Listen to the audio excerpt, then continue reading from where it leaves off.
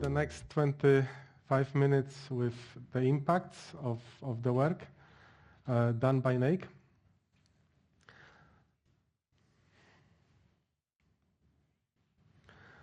This is a follow-up of the study reported at the previous NeIC conference by Johanna Tonrus.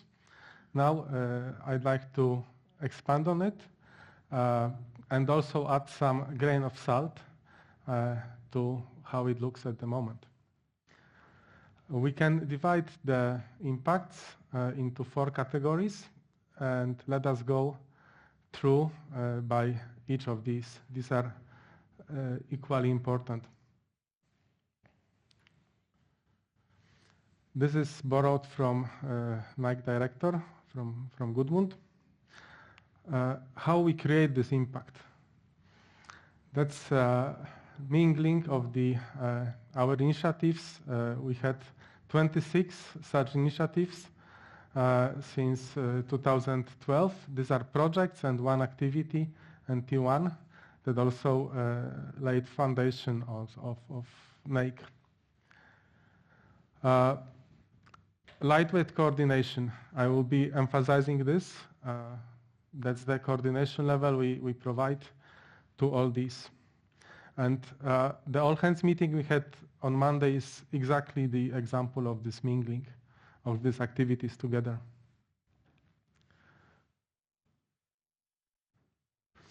To make it possible, of course, one must have funding. So that's the basic funding structure, where we have 1/3 of the funding coming from Nordforsk, our host organization, and then the remaining 2/3 coming from the national providers and the communities such as Elixir. This made it all possible since 2012.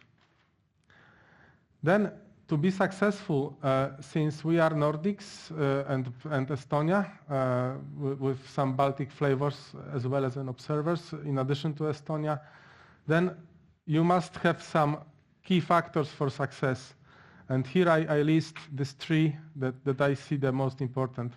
So we have here the group of motivated people working together and seeing a goal in what one is doing. Not necessarily for the funding, because this funding is factor of 10, factor of 100 smaller than one can get from elsewhere. But doing together with the same culture based on leadership principle in the very good sense of it. So listening to each other, discussing, and then coming with the conclusion which is respected by all. And then very lightweight management on top of that. For these 25 projects, we have enabled the life cycle such that you have a definite start of the project when you get the things, so to say, running, very defined phases, but very little bureaucracy. Then you run throughout the project and you decide, do you go to the next phase or you stay where you are? Meaning you, for example, continue with your collaborators with other funding, for example, EU funding. What is important here, what has been emphasized for us for a long time, is this long-term approach. So this can work if you have a long-term perspective. You do not invent Higgs boson in one day, neither nor you are successful with the infrastructure on a short term. Well, we have examples that took 9 years to produce something. And this long-term thing is this grain of salt that will be with us for a moment. NeIC was born thanks to Nordic Tier 1 facility. Gudmund already from the beginning was the director of this new initiative. Therefore, a little bit more on that. It's not only Higgs boson discovery. It's much more. As was mentioned, there are 14 Tier 1 sites. For example, our distributed solution that is unique in the world has been ranked as top 10 among these 14 Tier 1 sites in 2020. Then In addition to that discovery that actually changed what we think now about the standard model of elementary particles. So when I was still studying, there was now this guy on the left, on your right-hand side, the Higgs boson. That's a complete line changer. This was known, this came. So how the world is built has been, so to say, thanks to this discovery, explained to some extent. Of course, there is gravity and so on that is still not understood in conjunction with that, but quite a bit of understanding of how the matter has been created that also makes us, has come true thanks to this. So again, importance of long-term perspective. LHC, I was involved myself since roughly 2003, and the program started much earlier, in the 90s. And the same for the Nordic Tier 1, for the NT1. So to be successful, you must have this long-term approach. You must have people working together, developing, for example, contributing to the ARC development, and so on. NT1 sets an example for how to organize large infrastructures. That's a quote from the stakeholders on that. And the recent evaluation of NeIC has been conducted in 2022, including the NT1. It hasn't been reported before because it came in June and our conference was at the end of May 2022. It's available there. The link is there on the bottom. So I'd like to just share with you some key findings coming from this evaluation. Basically, it was stated that it's advised to overall, as an overall recommendation, to have a priority for this kind of long-term infrastructures like NeIC, to have the memorandum of understanding, again for a long-term based funding for NeIC for the years to come, and to continue hosting NT1, as it says, but also other projects in this report. Grain of salt, I'm not old enough to be skeptic, so I still hope that these recommendations that come from a thorough study will be heard one day. Then let's go to another pillar of what the impact of NeIC is, namely the expertise development.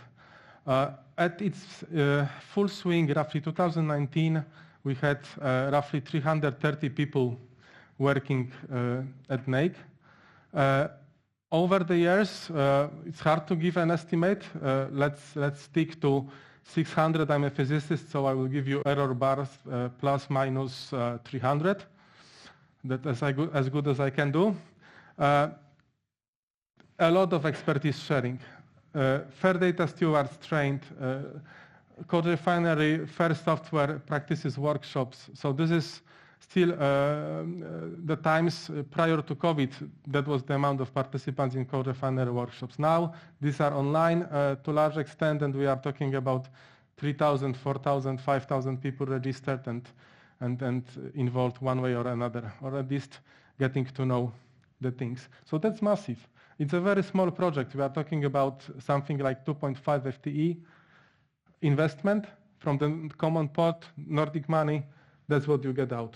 Thousands of people that at least can grasp it. Then also some more quotes. For the sake of time, let me move on. Then another way of developing expertise in the Nordics was in this lightweight management. It's called practical project steering, bottom-up thing, very lightweight, as minimum reporting as can be.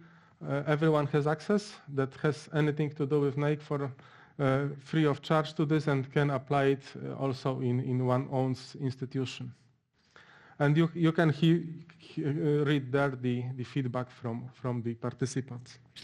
Our institutions, national providers, Nordforsk, they have different ways of doing management. That's one way. No one says that it's the best, but at least I can say that it's practical and it's efficient. Another example of expertise development is through EOSC Nordic, bridging all aspects of infrastructure collaboration across the disciplines. That was our contribution to EOSC, and still also quite a broad audience that got to learn how we work together in the Nordics. For the sake of time, let me skip the details here. That's a calculation of benefits of what we do. So since we are talking about impacts, what is entangled to it are the benefits. You may try to quantify how much actually benefit you get out of it. Out of the 26 projects and activities, perhaps half went through the exercise, one way or another trying to quantify what one is doing. So there's a quantification by the Nordic Microdata Database project, the newest one in the NeIC portfolio, basically telling crude estimate that if everything flies, that's our goal to reach. So really quite large gain in the benefit compared to what was invested, that are the cost of personnel, etc. You can look up the details later or talk to me or Antti later if you are interested. That's another approach, again, from code refinery. So here, Radovan made an exercise of combining the expected benefits from the project with what is in the project plan. Interesting approach, also helps prioritizing what to do in the project and what not. Right, let's move on.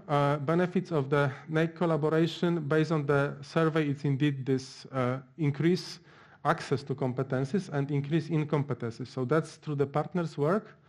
In the organization, you hardly have all competencies. So by working together, you can complement each other. That's what it says with the access to competencies. Some are better with quantum computing, some with GPUs, some with HPC, old school HPC. Also, we contributed throughout the years to the Nordforsk efforts, to the Nordic Action Plan version 2.0, for example, through sharing resources and competencies. I'll have one more example of that. And here is this portfolio of the projects that NeIC has run throughout the years, some of them at least, linked to other initiatives like EuroHPC, Lumi, and LiveWatch Eric, and so on. So this is never a silo. So in one of my face slides, I had these bubbling things independent of each other, but actually they are very strongly affected by each other. Right, Lumi mentioned also yesterday, the fastest computer in Europe for actually quite some time. That's also an achievement to stay in this position throughout the top 500 lists publishing. If I'm not mistaken, it's since 2022. So we are talking about 2 years of being the fastest in Europe. And the credit given on multiple occasions for the Nordic collaboration for NeIC, for piloting resource sharing efforts basically since 2016.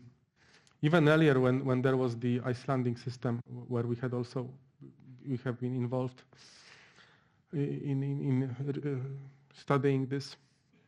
And then seamless access to Lumi. That was a must to have, and the project delivered. The credit when the credit is due, so Puhuri with Jarno and Anders that are both here has really delivered, and what I want to emphasize from day one. No delays.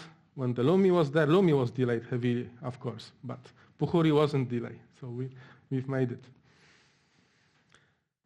All right, and then let's go a little bit broader to the societal impact. The nicest,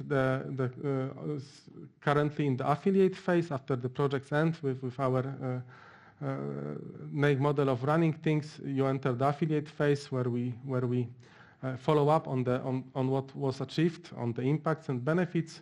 So the NICES is one of such projects.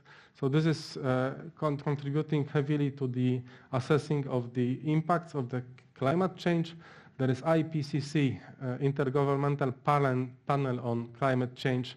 They've provided many times the input that was very well received by IPCC. And the collaboration is going on, and let's hope that they will be also successful in applying for the EU funding on that. Another one, since 2014, Trygve at times, nowadays HELSA efforts. HELSA is actually ending fairly soon in 2 weeks. But since 2014, that has been a flagship in Europe regarding access to human sensitive data, access and managing. So genome data transferring to the locations and accessing it. The first transfers has been indeed showcased also through Trygve and HELSA later, and brought to the European consortium with Elixir behind it. The recent example, since roughly 2017, we've been also involved in reliable and accurate weather predictions. So this is developing further, enhancing the codes for running the weather predictions, both based on the stations that are, so to say, governmentally owned, and also the private stations. So increasing the quality of the algorithms. And again, I point you to this long-term approach. Since 2017, the delivery of the, so to say, something that was production ready really took some time to materialize. This has been understood, fortunately, also at times, so the funding has been given such that they managed to complete the work, and now they are also going broader with the European and beyond collaborations. Right, so I'm approaching the end. So what to say about the future and the impact, also looking into the future with this grain of salt. Still, I'm positive. So we have been a successful network of people. Name the number yourself, across all the domains that has been described. And then, while the NeIC organizational structure may change, or will likely change, people will still continue Nordic efforts based on the fundamentals that we have set since 2012. With that, I conclude. Thank you for your attention.